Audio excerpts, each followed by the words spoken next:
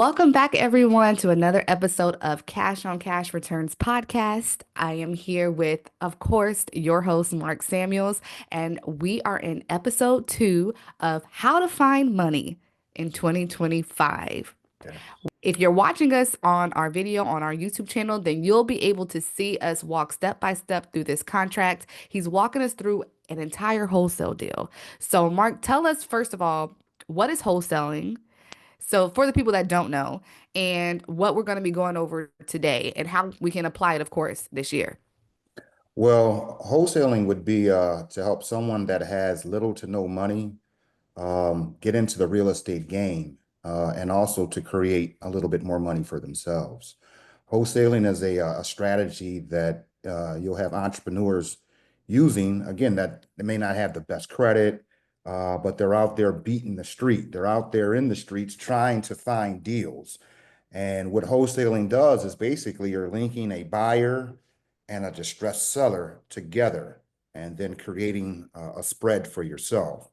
So the object of, again, of wholesaling would be for someone that just doesn't have enough money to potentially flip that house or flip that particular deal.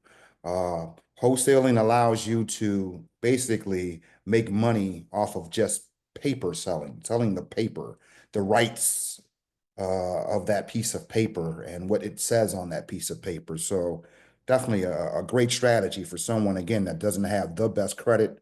They may not have, a whole lot of money to be able to potentially, do the deal, but you can still make money. So I tell my students all the time, hey, listen, when you're doing this, there's ways to make money, but you don't want to always just continue to wholesale unless you just love wholesaling. The whole objective of this is to get you to be that flipper. You want to be the person that actually makes the big chunk of money versus the person that makes the little bit amounts of money.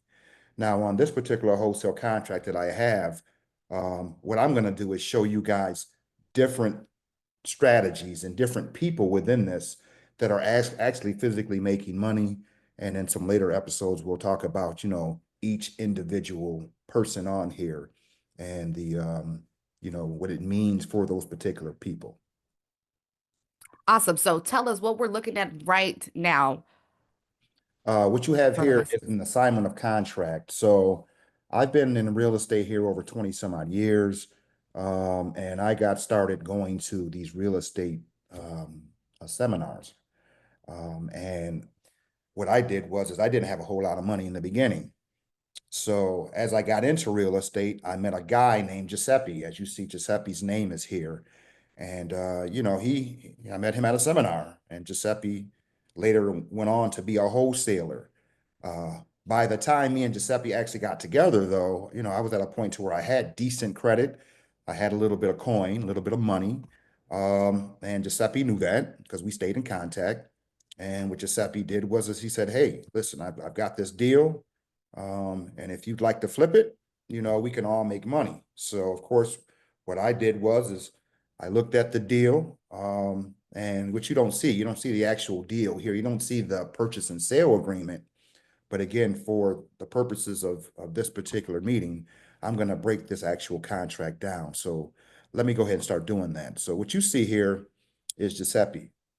Okay, Giuseppe is one of those people that will post or go out and put those signs, "We buy ugly houses," and I know Mm, you've probably seen those signs. yes. Um, he also will go down to the county recorder's office and find out who's been sent a notice of default, a NOD, we call that. So when you don't pay your mortgage, it's public record. Kind of sad, but everybody and their mom knows that you haven't paid your mortgage. So a couple different ways to go about doing this is one, you can go and get an REO agent on your team to send foreclosure listings to you. An REO agent would be when the banks take a house back, they're going to actually post that with an REO agent to put it on the multiple list service typically, or they'll give that to that REO agent to put out there to the public to say, hey, listen, this house is for sale. Again, that's one way that you can potentially find a distressed property. Another way that we find distressed properties is that we go through, again, these wholesalers. And Giuseppe, again, he'll post these signs and hoping to get someone to respond to those signs. So in this particular case, what he did was is he sent a pink postcard to this lady named Judy. So again, those wholesalers, is what they do. They post those signs, or they'll go down to the county recorder's office. They'll find out who's in trouble because their name is listed at the county recorder's office, their address is listed, and he'll send this sign, um, or send this postcard, I should say, to these particular people. So he's hoping for a response. So for instance, he'll send something like, "Hey, my name is Giuseppe. I am a wholesaler slash flipper in your area. I can buy your house, basically get you out of the trouble that you're in for now. If you give me about 15 or 20 minutes of your time, maybe I can come by and help you with the situation that you're in." And that's what Giuseppe did for this young lady by the name of Judy. You'll see Judy down there. Judy is a distressed seller. Judy lost her job. She hadn't worked in about 2 years. She's facing foreclosure. So there was a lot of people that were involved in this particular deal. So for this particular segment, all I'm doing is showing you what Giuseppe is doing. But there's other people that are involved in this. There was a tax lien that was filed against this property. Um, I'll also eventually show you guys the money guy, because I actually was the flipper. I Mm. flipped this particular property. Again, Giuseppe's the wholesaler, I'm the flipper. So what Giuseppe did was, again, he sent that pink postcard to Judy stating, "Hey, listen, I can help you out." So Judy responded to Giuseppe like, "Hey, how can you help me?" So they decided, "Hey, listen, let's just meet at Judy's property here at 731 Grand Avenue in Rochester, New York. We'll meet there Wednesday at 1 o'clock, let's just say." Judy also told Giuseppe that the house needed work. So Giuseppe, knowing that he has this thing called the maximum allowable offer, again, the maximum allowable offer, all right? And how do we find that maximum allowable offer? It's based on this thing called the 70% rule. And again, we will go into that later. But Giuseppe, what he's going to do is he's going to bring a contractor to Judy's house at 731 Grand Avenue Wednesday at 1 o'clock. Now, that contractor is going to give Giuseppe a breakdown on how much it's going to cost for the repairs. And then what Giuseppe's going to do, he's going to plug those numbers into that maximum allowable offer equation to come up with exactly how much he's going to bid to buy this house. Now, one thing Giuseppe's going to have to do also is have a knowledgeable real estate agent. That's going to be able to give him some comps, comparable houses that have sold, typically, within the last 90 days, similar bedrooms, similar bathrooms, those are comps. A real estate agent can give that to you because you have to have something to say, "Hey, listen, based on these three houses, this house should go for this amount of money." Again, based on the actual market, right? It's not something you just guess. We have to know that comparable houses are selling for X amount of dollars. So for this particular example, 731 Grand Avenue, if it was all fixed up, would be worth $90,000, right? And the only reason why I show this deal, it's an older deal, is again because of so many players that were involved. So don't worry about the dates, just worry about the concept of how you can actually make money doing this. So again, just Giuseppe found Judy. Judy was in trouble, about to lose her house. Giuseppe met Judy Wednesday at 1 o'clock, brought the contractor over. Contractor said it was going to take about $15,000 in repairs to repair this house. And again, based on comps, the house was worth $90,000. So after Giuseppe plugged that $15,000 into that maximum allowable offer equation, Giuseppe said, "Hey, listen, Judy, I'm willing to pay you $26,000 and some change to buy your house. I know it's worth 90, but with the repairs, you're not going to get 90. So you have to think about this. If you were Judy, the house is not mortgageable. You can't just sell it on the open market. So if you were Judy, would you sell your house to Giuseppe for $26,000 and some change? Yeah, Well, if you're distressed. if you're distressed, and if not anything, it doesn't help your credit, but it gets you out of the situation that you're in. Right. You're able to buy another house at some point in time versus if she didn't do this, she's going to have a foreclosure on her record. And we don't want Mm. that. We don't want a foreclosure on the record because it would take her years to be able to purchase another house if she decided to do that down the line. So what Judy did was is she said, okay, listen, I'll accept your offer. So what Giuseppe did was is let's just say Giuseppe and Judy came up with this purchase and sale agreement, right? And Judy signed it for $26,000 and some change. Now, this right here, let's just imagine this as a purchase and sale agreement because everyone is going to be different depending on the city or state that you're in. Uh, this right here now gives Giuseppe leverage. He has something that's very, very valuable. This is a signed purchase and sale agreement that states, hey, listen, me and this particular seller, we've come into agreement to sell that house for 26 and some change. Again, the house itself is worth 90. So once this is signed, okay, what Giuseppe is going to do is now contact some of his cash buyers. You'll have to have them lined up. And again, you advanced students, I'll go into actually how to find those cash buyers. But you have to have a cash buyer, someone willing to buy this. Now, Giuseppe didn't buy this because Giuseppe didn't have the money to buy it. Again, that's why you wholesale. You don't have the money to do it. So what you're going to need to do is have some cash buyers already in line to buy this before we even get to this particular stage. All right. So Giuseppe now has this form and he contacts cash on cash returns. Now, I don't know, can you see this cash on cash returns here? There's a new buyer. What Giuseppe did was he said, hey, listen, I'm the owner. I'm Sam. It's Mark Samuels. They call me Sam.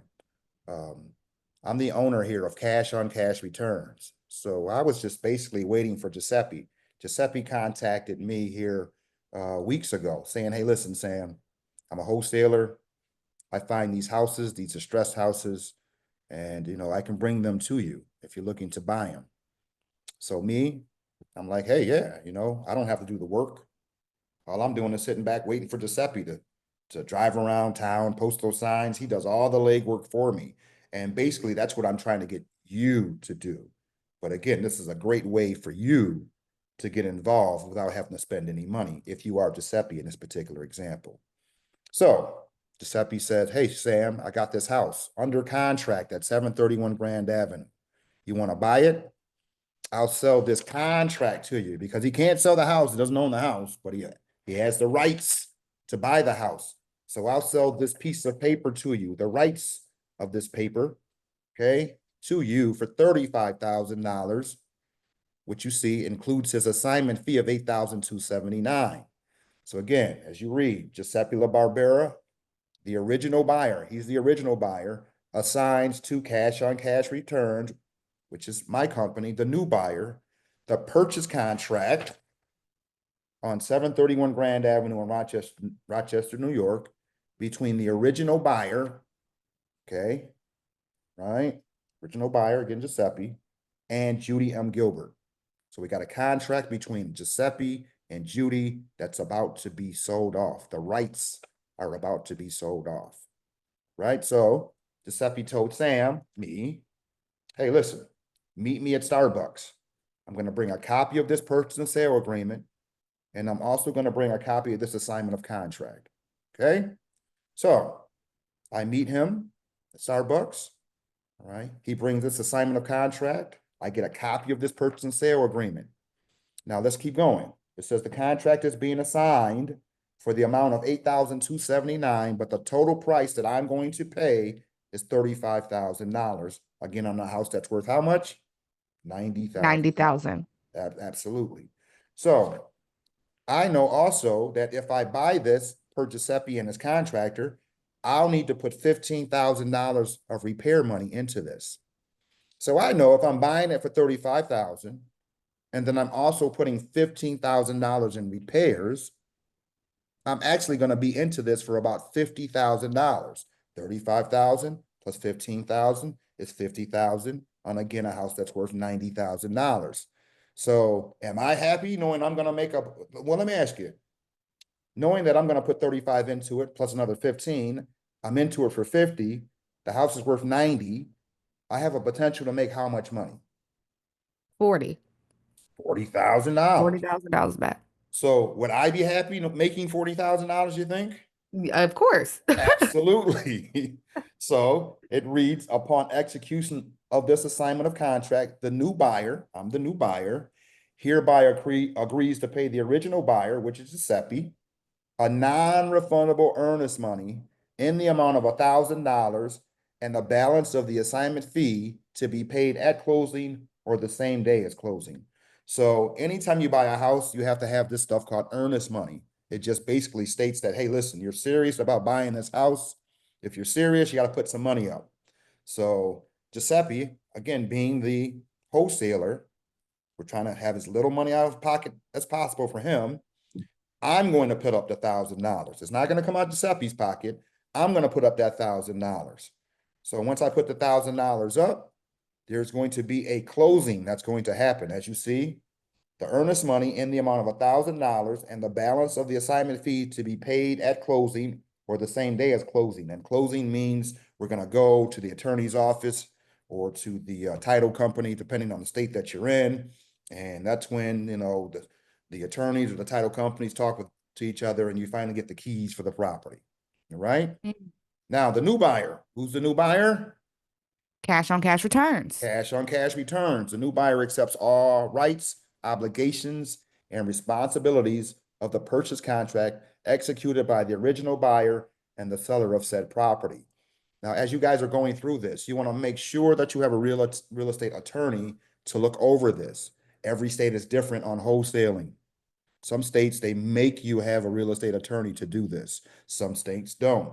So it's going to be highly, I encourage you to definitely go and get a real estate attorney in your area to review these docs. Don't just listen to what I'm saying. Get yourself some professionals on your team. Now, it also reads here, the new buyer acknowledges that the earnest money is non-refundable, except only under the following circumstances. So basically, I can't get my $1,000 back unless the seller, which is Judy, declines to sell anytime before the expiration of the contract and or the title cannot be cleared for sale, because you can never sell a house if the title is not cleared. Makes sense. What would make the title not clear? The title is not going to be cleared because Judy owes money. The mortgage company has a block on it stating that, hey, we Mm. got to get our money. There may be other people that have, for instance, let's just say someone did work on your house and you didn't pay them. They can go Oh, and put a lien against your property. That lien would have to be cleared off in order for that mm. property to be sold. So that's the same thing with this. That bank, everybody has to get paid off in order for this property to get to be sold. And that's basically what the title company does. So as you're going through this, you guys are going to form power teams. You'll have an attorney and a real estate attorney. You'll have yourself a title company. You'll have yourself some contractors. You're going to have yourself some bankers and things of that nature as we go through this actual journey. So that way, it's not your job to be everyone. You can't be the attorney, the accountant. You can't be the contractor. You can't be everyone. Your job is to be who you are in the particular transaction and let everyone else do what they're going to do so everyone can make money. And one thing I did figure out is that no one wants to help you just because they like you. People want to help you because they want to get paid. Mm. So, I'm not going to let you screw this up because I know I'm going to make how much money? 40,000. 40,000, right. So knowing that should make a lot of you guys feel a little bit more comfortable because everybody wants to get paid, that's for sure. So now as you see, it says the original buyer, Giuseppe, and then Mark Samuels. I'm the president of Cash on Cash Returns. And why I put president, that's a whole nother discussion that we'll talk about here later on for some of you advanced members. So again, this is assignment of contract in a nutshell. And it just basically gives you the rights of that particular contract between the original buyer and again, the seller. So once this is all signed, this assignment of contract is signed, and also I get a copy of this purchase and sale agreement. Giuseppe has to now do what's called a double close. He's got to close with two different people. Who does he have to close with? First, Judy. Judy, and then he also has an agreement, this assignment of contract. He has to also close with who? Cash on cash returns. Cash on cash returns. So once he closes with cash on cash returns, now this $35,000 goes to pay off the mortgage, the small mortgage that Judy had. It was a small mortgage. And it goes to pay off several other people that we'll talk about later on. But all you need to know from this particular contract is that, hey, Giuseppe, once the actual closing goes down, he's going to get, how much money is Giuseppe going to get? The 8279. 8279, and then cash on cash returns is going to get approximately how much money? $40,000. Well, let's just see. Bam.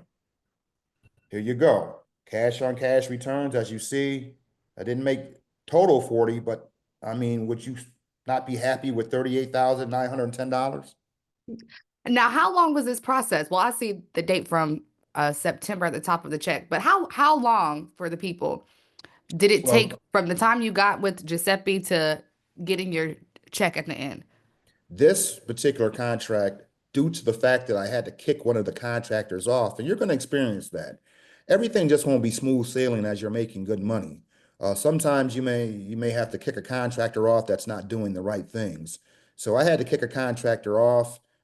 This whole experience took 7 months, where really it should have only taken about 4 months or less to Mm. really get in, do the repairs, put it back up for sale.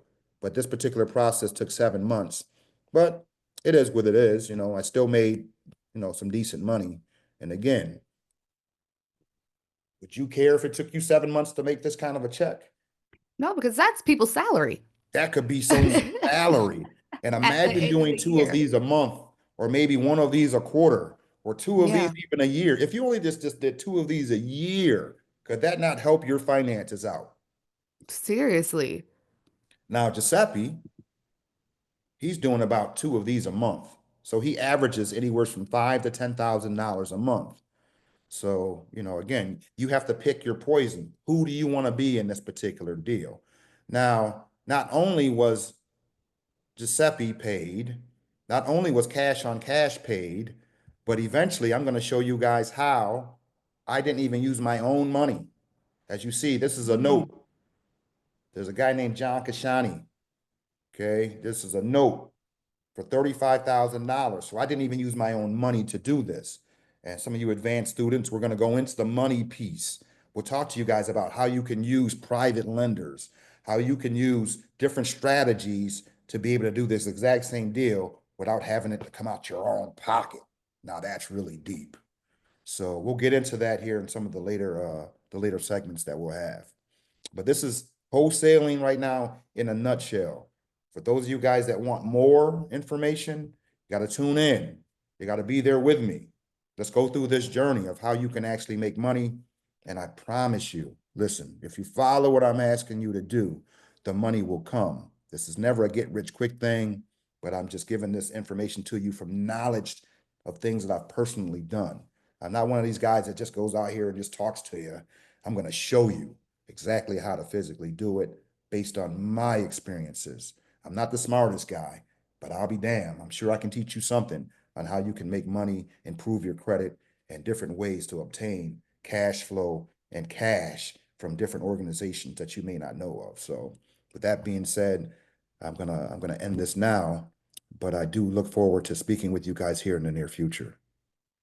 Absolutely, guys. Thank you so much, y'all, for tuning in. There's no better time for this information, honestly, to be coming out than now, in the time that we're in, where people need different ways to make money, different ways to find money, and people are going to be selling their house. People are going to be going into distress pretty soon with everything that's going on. There's going to be opportunities to make money, and where wholesaling is going to come into play with that. Every So day, every day I, someone's losing their house. It's yes, unfortunate, it's very unfortunate, but but as an investor, that's where we come in, and our job is to make sure here in the US that things keep going. Imagine not having anyone that's going to be able to help out and take some of those distressed properties off the actual, because when you have a distressed property, I mean, that goes into taxes are not being paid, and there's just a whole lot that goes into having a distressed property. Think about like a house where weeds are growing in the neighborhood. What's that doing to yeah. the values of the neighborhood? So there's a lot to it, that's for sure. And I'm here to teach you guys exactly how to get things going, to help you and yours, just bring in a little bit more money, more cash flow. This was an amazing episode. I hope you guys learned a lot. I know I learned a lot. I always learn a lot every time he goes over this. So it's really just great to be having this access to this information. Let us know in the comments if you have any questions that you want us to answer in the next episode. If you want to know more about Giuseppe, we're going to get more into all of these players that play a part in the wholesale game so you can identify which one you want to be. And we'll go into that and help you step by step so you can be successful in this game. Thank you for listening. And until next time, everybody, bye. All right, take care, guys.